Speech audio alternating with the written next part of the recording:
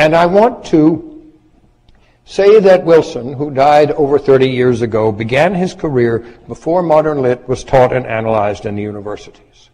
As he said at one time in, I think, a piece about Christian Gauss, as I called him, Gauss as my father in his generation, at Princeton a year or two after Wilson called him, when Wilson was studying there, that the latest daring writers to get into the curriculum were wits of the 90s, and maybe Gauss had his reputation as a bohemian romantic because he had known Oscar Wilde in Paris.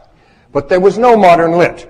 Wilson came then from a different world, and he became the focal point of a broad mainstream American culture that thought that modern literature and wanted modern literature to be able to be read and appreciated by ordinary people.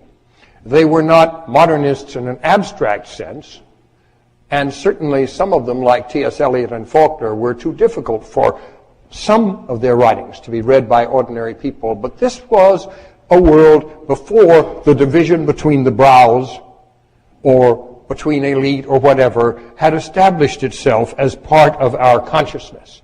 Wilson was a major player in the successful effort of his generation to establish at the heart of American life an innovative literature that would equal the great cultures of Europe.